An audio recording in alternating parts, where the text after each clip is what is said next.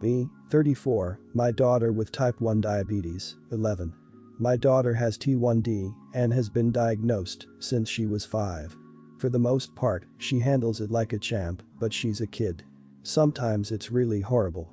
I don't blame her when she's upset about it. She's gotten very good at managing how she's feeling and speaking up when she feels off or wrong. That said, she's 11, and the nurse and 2 of her block teachers are meant to supervise when she gives herself medication. We have a 504 plan in place at her school and have had it in place since diagnosis. I have conferences with teachers every year, and since she started at the middle school this year, her new nurse and administrative staff. I let my daughter speak her piece and let her feel heard. She struggled with non-school extracurricular before ignoring her concerns when she says she doesn't feel good because she looks fine. This school year started the end of August, and we met a week prior. I got a call Monday afternoon while I was at work saying that the school bus driver had to call the ambulance for my daughter on the way home because she fainted. My job is 40 minutes away, so I said I would meet them at the hospital. She was awake and chatting with her nurse when I got there. Her blood sugar had dropped very low while she was at school. She was feeling better and didn't seem too bothered, so I took her home once allowed and let her pick a movie to watch. Once the movie was over, I asked if she didn't feel good at school. I needed to make sure she wasn't ignoring her symptoms and had eaten lunch. She told me that she felt weird just before the end of the day and checked her sugar with her teacher, who had sent her to the nurse when it was really low. When she told the nurse she needed glucagon, the nurse said no and she should take it at home when she gets there. At this point, I was raging. The nurse did not give her medication and then sent her to the bus. The 504 plan in place has a stipulation that if her blood sugar is too low at the end of the day, she cannot take the bus home. The nurse is supposed to give her glucagon and I get called to pick her up and arrange someone to take her home. The bus drivers aren't trained to know what to look for or to give her medication. I called the school Tuesday morning to arrange a meeting to talk about what happened. We scheduled it, but it hasn't happened yet. In the meantime, I went wild. Mile-long Facebook post with pictures of the 504 and hospital bill and me ranting. It kind of took off and got a lot of attention. Last night, my siblings and coworkers started telling me maybe I went too far in making the post, specifically in my naming the nurse. It was shared in a couple of different pages on Facebook for our county and town, and a lot of people have been making comments on the school board social medias about the nurse. A lot of the outrage comes from other parents with kids on 504 IEP plans. Am I the idiot for calling out the school and nurse? Not the idiot, the nurse was wildly irresponsible for sending a child with a low blood glucose level anywhere, never mind onto a bus. I would have reacted exactly the same way. She put your baby's life at risk, and that is the worst distress someone can cause a parent. That said, just double check with someone in the know to make sure that there are no potential legal ramifications to your post. Perhaps put a disclaimed post out to say that you're speaking to the school and the result of that is pending just to cover yourself. That nurse should know better. Her decision is appalling, and she's lucky your daughter didn't die or get severely injured when she had fainted. The few times I've seen my fiancé low, talking literally single digits, have been terrifying for so many reasons. You should be angry. The other parents in your community should also be angry. Maybe it wouldn't be diabetes, but what if another child develops a medical condition that requires a 504 IEP? What if a nurse has done this before, but nothing really significant happened then, and that your daughter is just the first time she was caught? Gonna get downvoted for this, but you are the idiot for naming the nurse before they have had a right of reply. Now they have to deal with trial by Facebook. Yes, they probably messed up, and yes, there are questions about the suitability for them to do their job. But I am a strong believer in fairness, and that means giving official channels to fix things before unleashing hell on social media. My husband and I, both in our early 30s, have been together for over a decade and made the decision to not have kids. I like kids, I have nieces and nephews, we just don't want them for our own reasons. He had a vasectomy which only a few people know about. Our families are aware we don't want kids as they've asked this before during different major life events, our wedding for instance. We recently bought a 3-bedroom home with a nice yard in a nice area. Excited to show our new home to family and friends, major upgrade to our previous home, we hosted a housewarming. During the party, one of my sibling-in-laws, Alex, made a few indirect comments about all the space and kids would love it in our house etc. Eventually they asked point blank when we were having kids. I made a light-hearted joke about it, which is my go-to for this question. Oh, well, I like sushi too much to have to give it up for a pregnancy. Plus not drinking for pregnancy and breastfeeding. No thanks. I tried to make it very light-hearted and laugh it off. Most people just laughed along. That seemed to anger Alex, and I was told children are a joy and a good mother puts her kids before everything else. I agreed, children are a joy, I like spending time with the nieces and nephews, and obviously I can't be a good mom if I chose sushi over kids, so I just won't be a mom, paraphrased. Still trying to brush it off in a gentle way because I'm not trying to start a fight by telling them to stop asking in front of everyone, because I know my tone will be seen as rude and abrasive. We move on, but Alex is still annoyed and making little comments in their group about how flippant I am about it and how when it finally happens, then I'll understand. My husband heard this and jokingly said well, if she gets pregnant, that'll be a problem for the divorce lawyers. That seemed to piss them off more, but they stopped. With holidays coming up, we have not been invited to Alex's usual Halloween bonfire. When husband spoke to his parents, they told him Alex was annoyed we were so careless and callous about our child-free status and to say what we did, and they realized we had taken permanent steps to ensure we never had kids. That we know they had to do IF to have kids etc. And we are idiots to just not care. I feel bad because they did do IF and lots of fertility treatments to have their kids, and even then they still had a few miscarriages. I can't imagine wanting kids and struggling to have them and then deal with miscarriages. But at the same time, I'm so tired of justifying living my life how I want. Am I the idiot? If life comes and cuts you, it's okay to cry and feel hurt and to ask someone to help to bandage it up and clean the blood and to ask people not to poke the cut, but it does not give you the right to go bleed over everybody else. They were in your home, they were the one forcing the subject on you. They were rubbing their bleeding cut all over you. Not the idiot. You made an intentionally flippant remark to express something lightheartedly. It was interpreted poorly by someone in the opposite circumstances because Alex was too short-sighted to understand that not everything in the world is about their fertility issues. Your choice to be child-free is in no way related to Alex's frustrated desire to have children. If Alex doesn't understand something that simple and continue to snub you for daring to make personal life decisions without thinking of their needs, then throw your own Halloween bonfire party next year at your new big house. People are always so obsessed about other people having kids. It's tired. I'm suggesting tiny air horns in pockets for when these conversations arise and don't stop. Enough. Alex can't take a hint when to back off. It's hard to want kids and have difficulty having them, I get that. But being resentful towards others who make their own choices that aren't choices they themselves would make is childish. It's not about you, Alex. I have a 14-year-old daughter, Alice, her father, John, and I are separated, and as far as dads go, he's not the best, but he claims he tries, despite not having so much as sent her a birthday card since she was 6.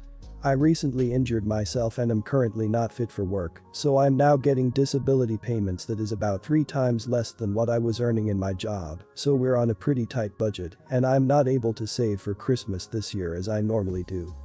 My daughter told me she wanted a Nintendo Switch and a few games for it for Christmas back in August. I ask her around this time and start saving, and even though she's disappointed that it's not a viable option anymore, she understands that we're on a budget and that she needs to choose something on the lower end of the price spectrum.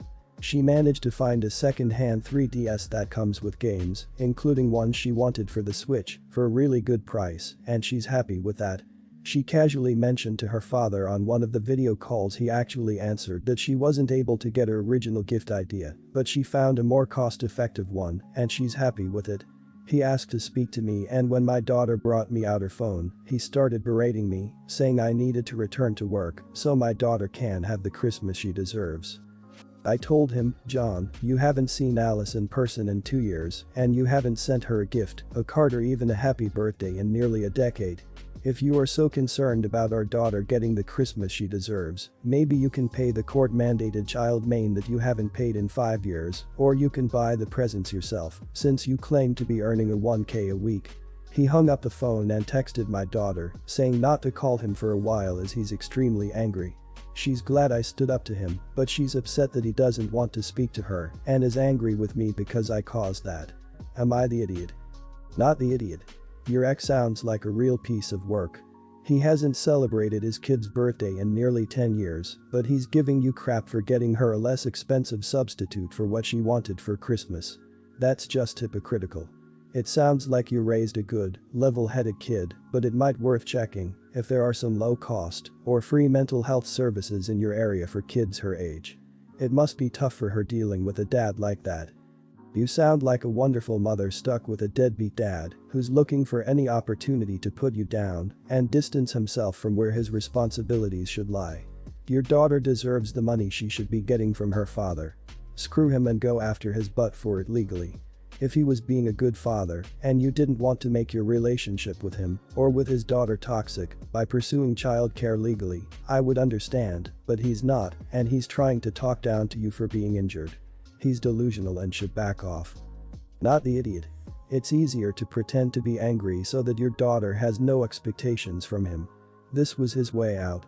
Is your daughter aware of the type of relationship you have and the fact that he does not provide for her? She may be angry because she loves him, but deep down she knows you're the one that's always been there for her. And who the hell does he think he is talking to you like that when he doesn't even do the bare minimum?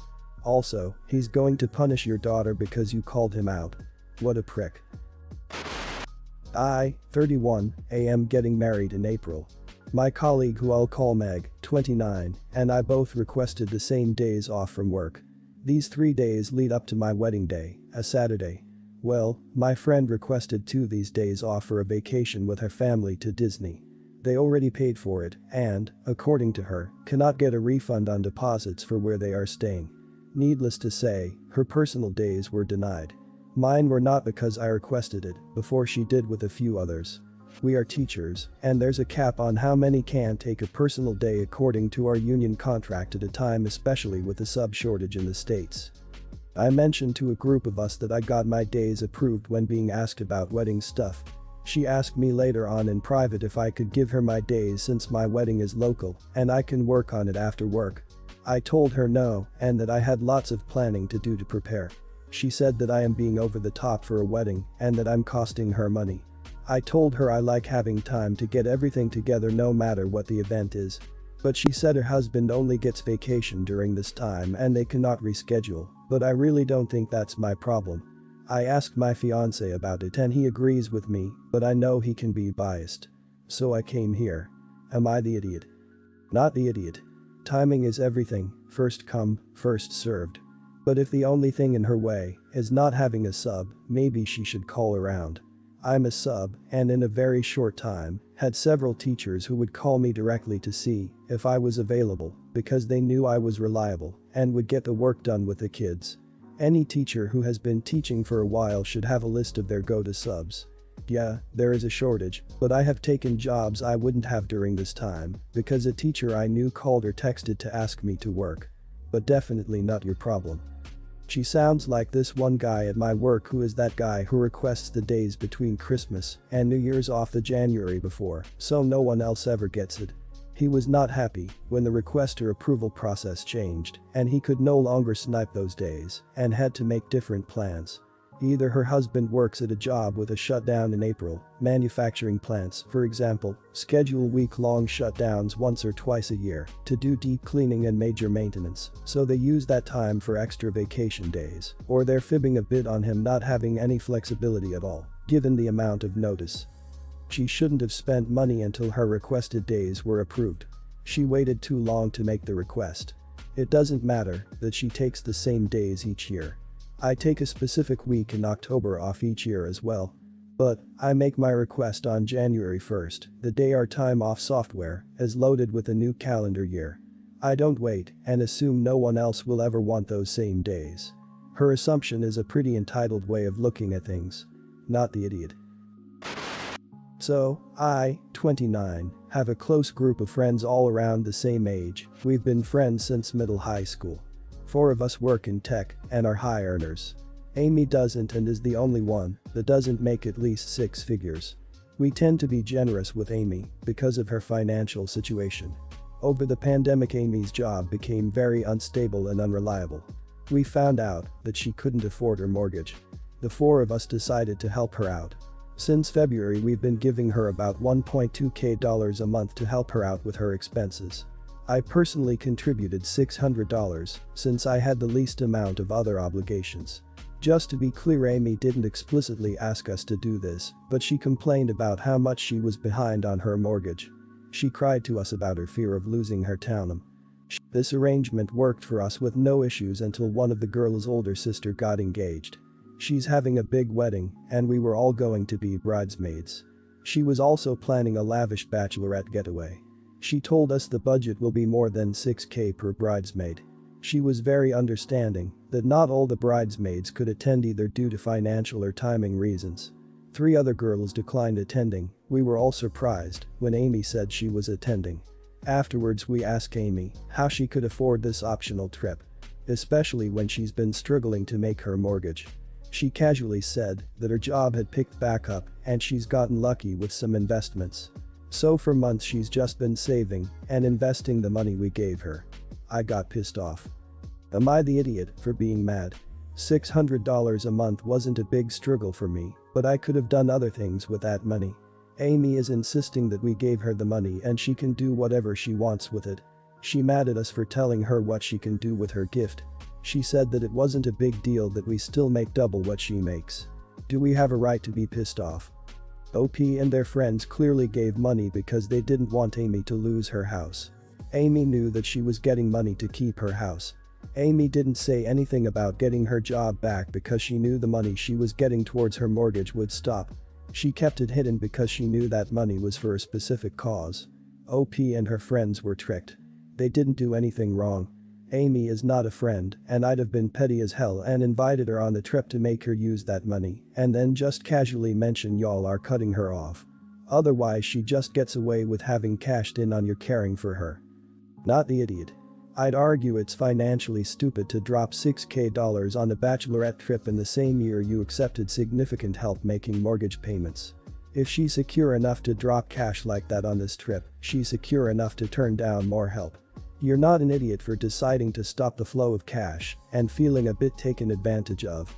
There's purchases she could make that wouldn't warrant this if her phone or laptop broke and she replaced them or was putting money down on a vehicle that she needed, but this specific expense is frivolous enough to be irksome. You and your friends were very generous and keep her afloat in a time of hardship. That's what good friends do because the friendship is worth it. A good friend also tells their friends, my job has picked back up so you won't need to send anything my way anymore. I appreciate that you guys have helped me so much during this time. Next time we do something fun together, it's on me. The money you gave was to keep her house, not for a nest egg. Not for investments. It was directly to keep her house when her job security was shaky, at best. She took advantage of your kindness. I think this friendship is over.